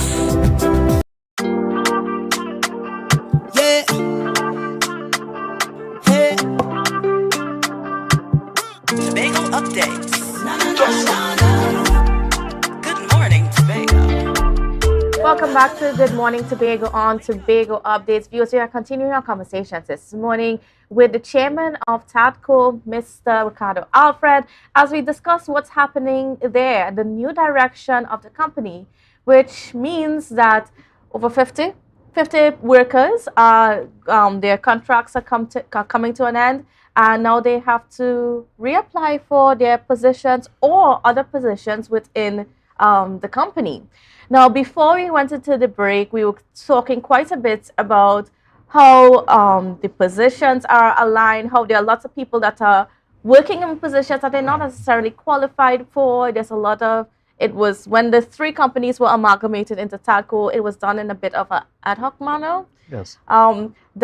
You know, that there's no clear processes in place as to why people were placed where they are. So, Mr. Alfred, I just want you to put it into dollars and cents. What are we looking at in terms of, you know, when you say that there are people that are working in positions that they may not be fit for? Right. So, coming on to TADCO, we would have been able to separate the company into three parts. You have the sales and marketing, the feed shop, and then you have the cold storage part. Each one of these entities, we can know what is the staff structure in terms of salary versus how much they're bringing and their qualifications. You have the packing house, which consists of a few workers that are on a daily paid structure. We have to fix that because these staff down at the packing house are excellent workers. They are called upon to do numerous work and they come out willingly, but they are on a structure where as a temporary worker. So they are paid daily. If they don't work on certain days, they don't get paid. We have to fix that. We have equipment that they are going to be trained in that came in from China that was never really used. We don't even have the manuals. So we are now in a space where these same said persons will be trained and they'll be get and have some meaningful value for themselves and for the company. And they can have a contract in their hand to say that this is what they are doing. You have persons as secretaries working with 5,000 who have their masters and stuff. And then you have Like persons, $5,000, but they are qualified yeah, with they are masters. qualified with up to the master's level. And then you have persons who are less than that, working in upwards of 9. So the salary ranges at Tobago is quite odd. It ranges from 5,000 to 45,000. And we have to be able to bring some sort of balance throughout the entire industry. However, they were in a contract period, and there's certain things that we can do. As I said, a contract is a binding document. So there is going to be a change as relates to how persons are compensated. There is going to be a change in how persons are given job descriptions. But it is open to persons. But I am going to be engaged, and I have already engaged information from persons from the NESC and get those persons placed at Tobago where they could actually provide refrigeration training, provide electrical, provide auto repairs. It is very important we get these people involved so that there's a transition, that there's proper succession planning. We're going to be engaging persons in terms of training. I know one of my directors, Mr. George, we're adamant that we should look at persons and graduates from ECIAF, on an internship program to come in to assist what we are doing with the agricultural sector. These things are critical. However, we have to put the policies in place now to be able to see the bigger future. The Cabo Star shut down, persons talking about they have this. We at Tobago were able to provide chicken to a local fast food outlet throughout all their restaurants and have enough for persons, for restaurants and stuff like that. And we have enough still that if there's a disaster in some country, we can actually contribute. So this is the direction in which we have to go. You have the livestock sector. Persons were trained how to slaughter their own animals manually. They were trained now how to do specialty cuts that we all love. The different cuts, the ribs, the shoulderless legs with the boneless lambs, and so we are ensuring there's no other entity that provides more training than what we have done for the agricultural sector. I am appealing to all the associations. Come, let's have a discussion as relates to taking the product further. I want more agro-processors to come on board, but be willing to work with us. Be willing to want to advance your space. We are looking at a space up at Louisville. An assessment was done where persons will have access to commercial space for rent and using these equipments where they could actually have a better product. I want to see a local chicken nugget. I want to see a local chicken tenders. I want to see these things. And I want to thank all of the Tobagonians and the business persons who would have continued to support us. I want to thank the poultry farmers. I understand that there's a slight issue, but I would definitely give you assurance that between today and tomorrow, everything will be sorted out in terms of some payments for them. I will personally get that sorted out because we have to be able to work with these persons. The livestock guys, Mr. McFarlane, the president of the Integrated Association, Miss Vanessa. I'm quite happy by what the direction we're going. It's going to be a lamb festival. Someone rented the food up to do an all-fours tournament. we are not involved in that all-fours. Yeah, I think we need to clear that up because it's been touted that you are spending money on an all-fours tournament, but now you are letting go of people. in every aspect of development, you're always going to have a distraction. You're always going to have persons creating problems that there is. But it is all fine. You would always have these persons who would not contribute where they should contribute.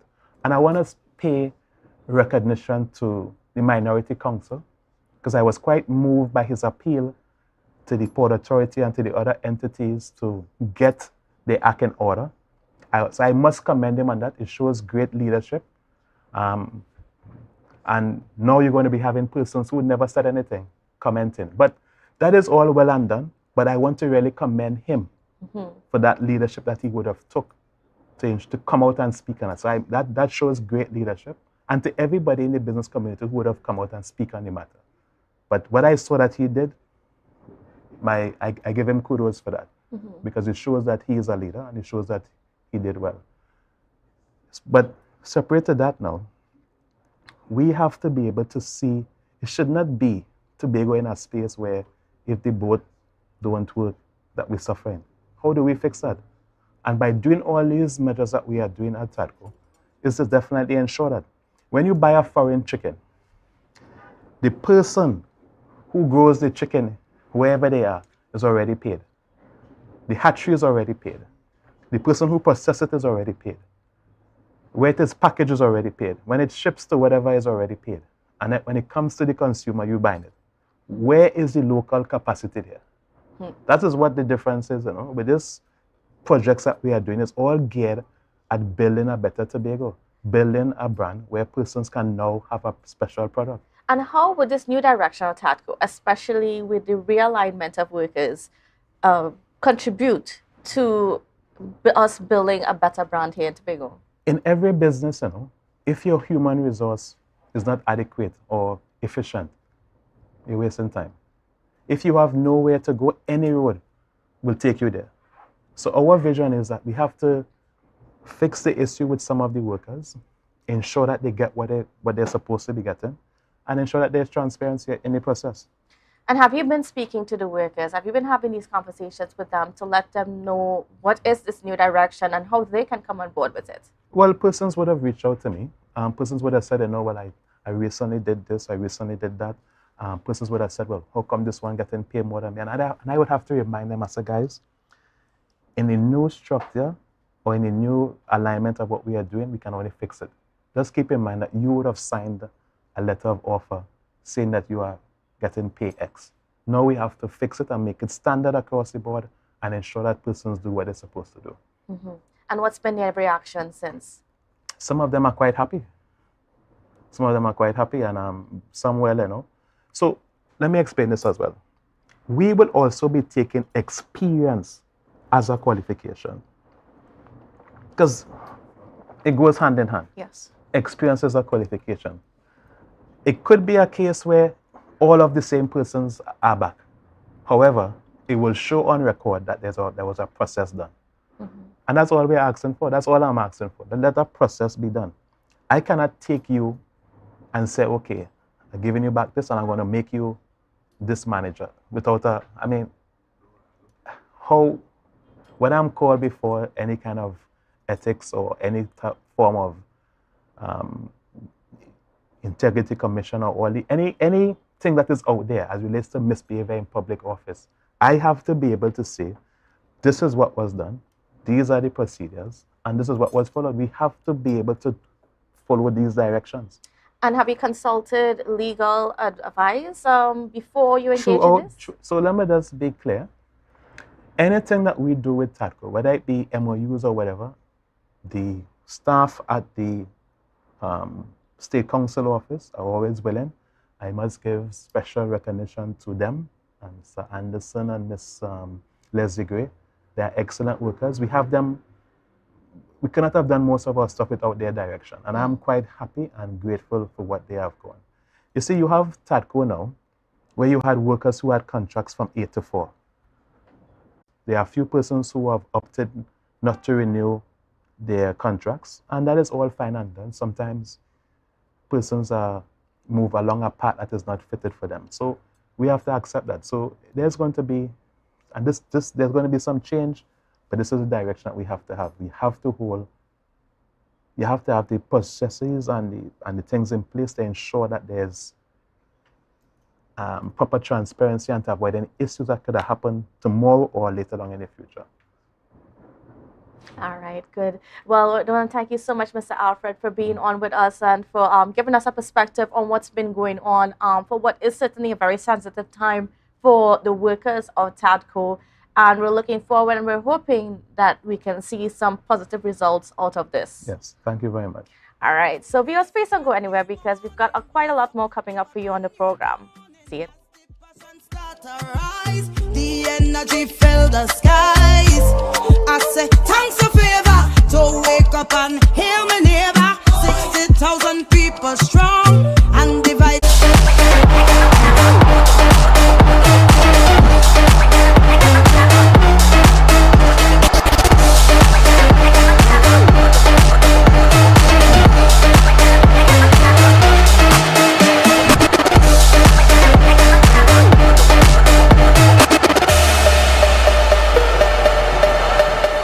Tobago Glass Supplies has been a leading name for over 37 years in the glass and aluminum market in Tobago. We provide an extensive range of high-quality, innovative aluminum and glass products for commercial and residential use. Competitive prices with superior and professional services by committed employees who are guided by rigid quality standards. Tobago Glass Supplies specializes in the manufacture and installation of glass and aluminum products that are essential to today's homeowners and the business environment. We are engaged in marketing, sales, and installation of a variety of products. These ranges from windows and doors to necessities such as mirrors for homes and vehicles, designed and manufactured in-house or imported.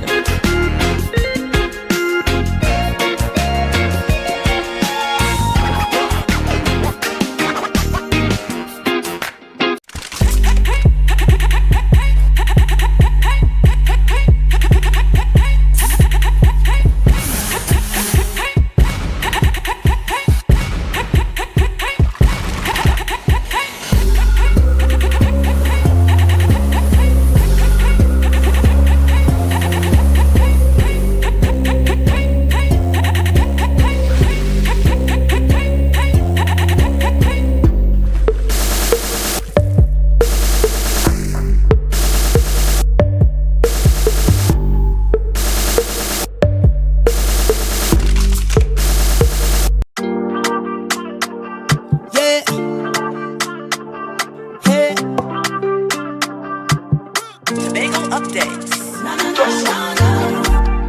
Good morning, Tobago. Wake up with Candace and Denicia. Welcome back to Good Morning Tobago on Tobago Updates, viewers. Now, I am being joined by Officer Stuart, who is Stuart Duncan, right? Officer Stuart Duncan, who is going to talk to us this morning about about a very exciting weekend that we have coming up, which is Republic Day weekend, and just all the activities that's going to be happening. So she is going to be giving us all the tips and the things that we need to know ahead of it. So good morning and welcome to you. Good morning. Good morning to your viewers. Thank you so very much for having me. It's always a pleasure to be here. All right. So first of all, what are we looking at for Republic Day? We know the big celebrations are happening in Roxborough. Yes. And there are going to be some traffic restrictions in place. Yes. Now, one of the privileges Tobago has is that it's the only part of the country that has a Republic Day parade. Nowhere else has that privilege. So this year, as has been happening in the past few years, there's going to be the parade starting at 9 a.m. and it should finish maybe around 10:30 or thereabouts. Of course, with that comes some restrictions. I know the motoring public don't really like to hear about these restrictions, but for the safety and security of the troops, we need to make sure that we have to put these security arrangements in place. Starting, the parade falls in at Lamy Road in Argyle, and it commences at 9 a.m. Now, there is a bridge, I think, that could have been accessed from Kendall, and that is not accessible. So what would happen is that the motoring public would be allowed to traverse the Windward Main Road until the parade starts. So once the parade starts, once they've left the Lamy Road area, traffic would be diverted through Lamy Road and then to come through what is called the Cocoa, come back out on Bloody Bay Road and then go over Station Hill. And once they get to that point, they would be allowed to traverse further east. However, that would come to a halt once the parade gets to that point, because the parade leaves Lamy Road, heads east to Prince Street, makes a about turn and comes back and ends at Sid Gray Stadium. So once, of course, because the dynamics of Roxborough is so, in terms of access, the roads are very narrow. Exactly.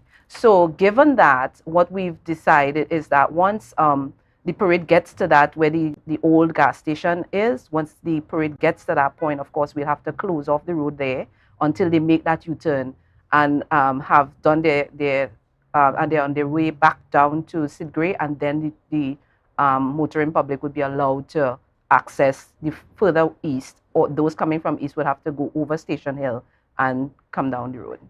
So if you are traveling, let's say you're not attending the Republic Day celebrations and you just want to go up to Charlottesville, Speyside, wherever, just to relax with your families, what type of disruptions can you expect? Well, that's what I'm saying.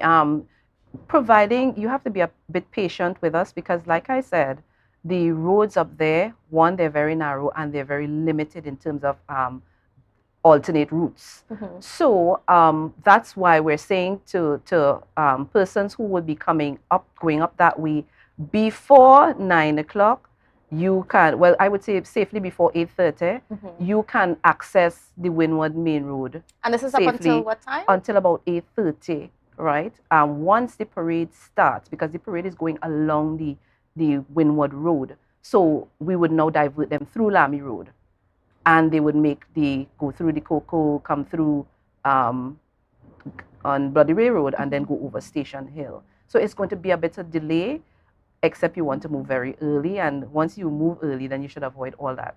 And so the parade would end at what time? Roughly around 10:30, I would estimate. So if you're going to be traveling up that side around that time, just be aware. Just be aware. Yes. So now during the day, there's going to be the activities that are happening on the jetty. Right. So what would happen once the parade ends? We would reopen the roads. Right. Even in the night when there's going to be the fireworks, the road would reopen. However, we'd have no parking signs. I think we need to emphasize this. Yes. No parking signs along the Windward Main Road. So you can flow freely, but understand that there's no parking along the Windward Main Road.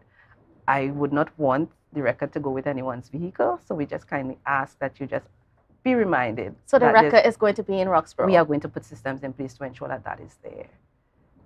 Yes. So folks, you have been warned.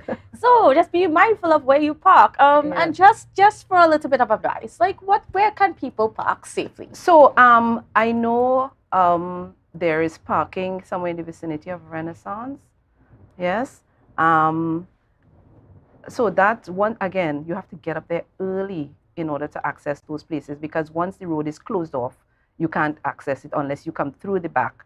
And parking would then be you can find parking somewhere in the vicinity of the gas station opposite Sidgray, but you have to pass all the way through the back in order to access there. Yeah. Right. So okay, so we're gonna have it after the activities at the jetty. Now we move to Sidgray for the main event, the little concerts and fireworks. What's in place there? So that's what I'm saying. The road will be open once the parade ends. It opens. It remains open for the rest of the day, right? But the no parking signs will be used in order to manage the traffic flow. Again, the roads in Roxborough are relatively narrow. Yeah, so we need to make sure that people just work with us and abide by the rules that we're providing. We want you to have a good time.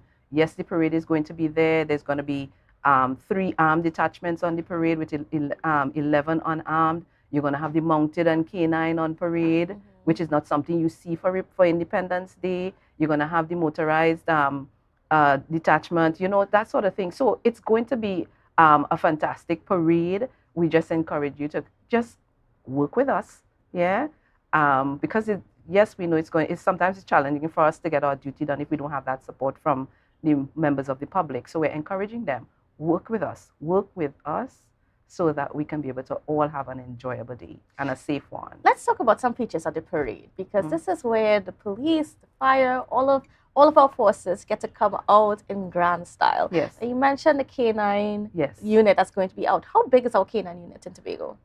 It's not very big, but we should have at least 4 to 6 dogs, I think, should be on parade. Yes. But remember, Mounted and Canine Branch is Trinidad and Tobago. They just have a few dogs attached to Tobago, but they form a part of a bigger unit. And we are going to be using some of those dogs on the parade this year, because we didn't have that last year. So are we going to have any bit of the mounted? Yes. They're going to be there? Yes. They should. I'm not sure when I think they should be here by the end of by Friday or something like that. Yeah, but they will be here. They were there last year. Yeah, so, and I know the children especially love to see them, so we made sure arrangements were made so that they could be here once again. Great. Yeah. Tell me about, just being able to be part of the parades and being able to do this for the people here in Tobago on Republic Day. What does that mean? I think, like I said, Tobago has the privilege of being the only place that has that parade. And I think it brings a sense of pride when you are on the parade to be able to show off your section or your department, for want of a better word, to show off that, this, I am representing the police service, I am representing the regiment, I am representing the fire services, The only thing that's different as it relates to the parade, the Republic Day and the Independence is that whereas Independence Day we wear white tunic, this one we just wear our regular uniforms. Yeah, so you get to see that. This year, to the police service, unlike previous years where we would have had 2 detachments, God bless you. Unlike this year, we're going to have solely females on that parade. Yeah, and I know the public also love to see female officers on the parade. So we're going to have a detachment of only women, and I think that should be something we should be, look forward to. Is there a difference in the atmosphere and the feeling between Republic Day parades and Independence Day parades at Tobago? Again, the fact that it's the only one, that gives it a difference. Yeah. But of course, it's a long trip. That's one thing for sure.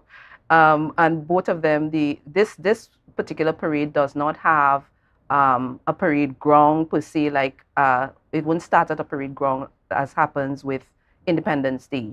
So this is a route march. So you go up to Prince Street, come back down to Sidbury, and then you end there. Of course, the Chief Secretary is supposed to be on hand to take the salute. Yes, so all of that is in place.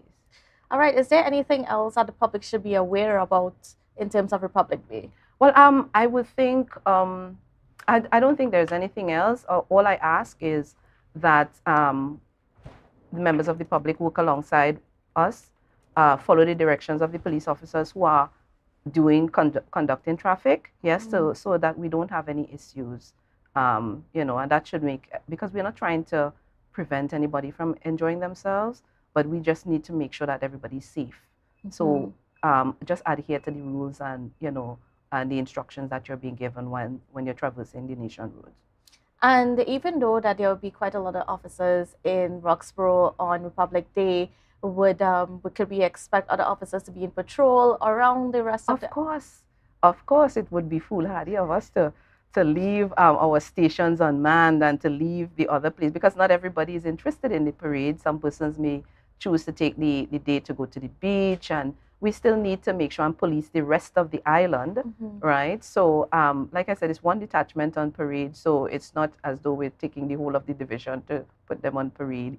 Even though some officers are responsible for traffic duty, the strength would not be so much that it would hinder us from being able to effectively police the rest of the island.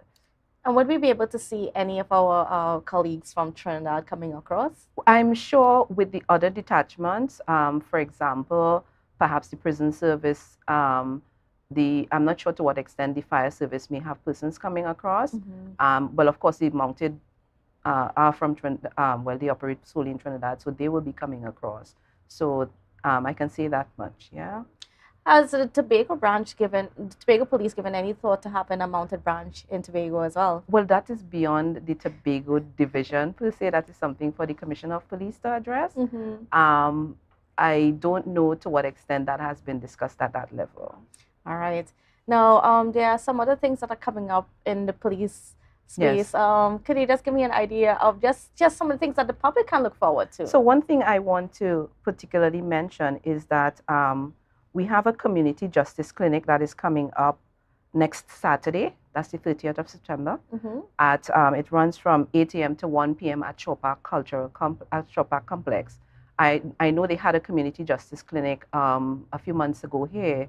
So this is a repeat. What this affords members of the public is free legal services, right? There are some attorneys who have offered their services pro bono, and they are going to be coming to Tobago. They've been moving around Trinidad and Tobago, so they're going to be in Tobago next Saturday from 8 a.m. to 1 p.m. And some of the things that you can have addressed would be issues concerning divorce, domestic violence, matrimonial grievances, custody access, maintenance, anything, civil issues or any private matters that you want to speak to an attorney on, it's going to be available for free. And if you want more information, you can contact 480-1421. That's 480-1421. So I would encourage members of the public to, access this service. Yes, free. It's free. Is it that you have to make an appointment to come to that, or you can just come in? I don't know for sure if you have to make an appointment, but I would advise that you can call the number 480-1421 and seek any additional information. But I would encourage persons who, because attorney fees are very high. Yeah. So if you're getting an opportunity to access a service for free, then I would encourage persons to tap into this. And I know that in the Tobago space, we have a lot of issues when it comes to land disputes. Yes, I know we have a lot of reports where that is concerned, and it would be good if persons who are in such situations would tap into that resource that is available to them for free.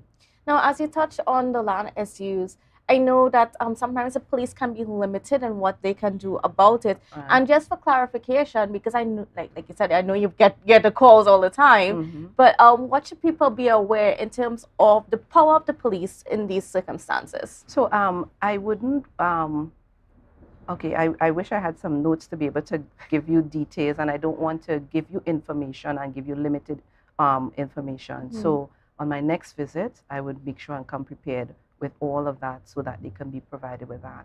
But I would, again, want to encourage that, they access the service. It is for free. You see how many times I'm saying it's for free. It's for free, yes. Yeah, and I know how we as a people, we like to, but it's 8 a.m. I know it's a bit early because I know on a weekend the Tobago population likes to move a little late.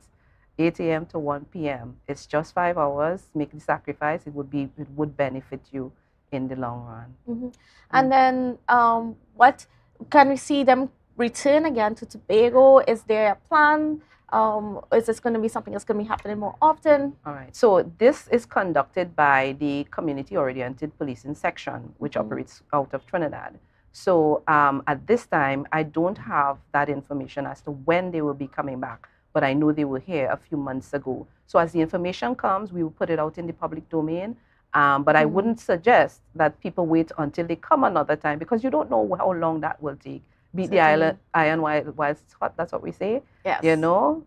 So I would say it's there, take advantage of it.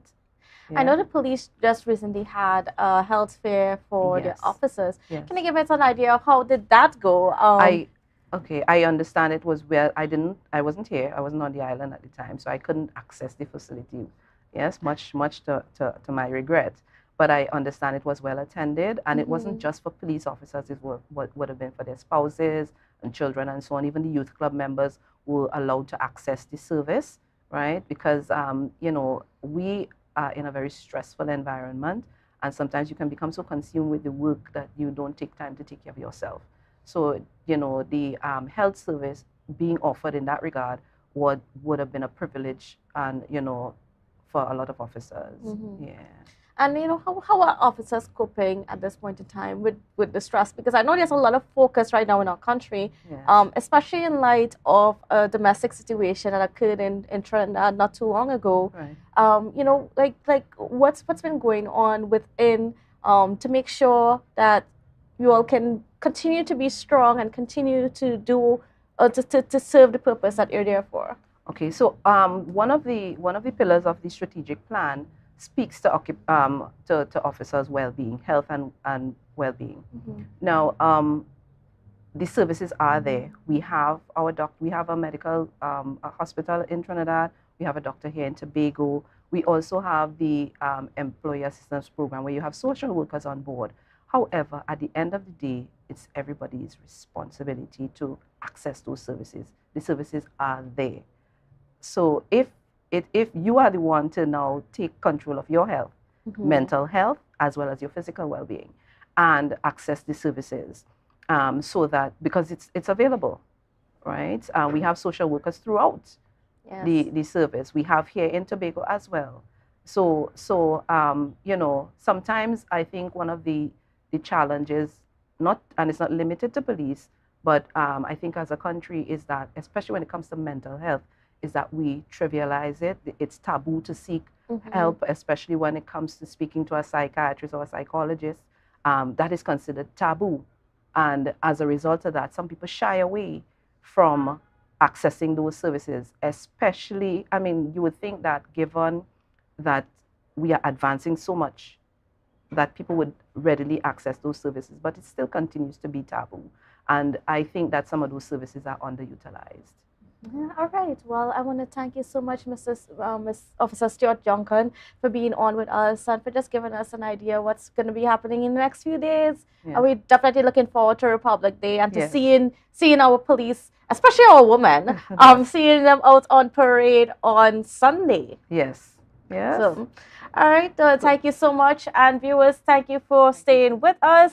And I hope you have a safe and wonderful day. Stay dry. I know the weather's kind of wet out there, but we need the wet. So it's been quite hot the last few days. So we welcome the bitter rain. But I will see you again tomorrow. 60,000 people strong.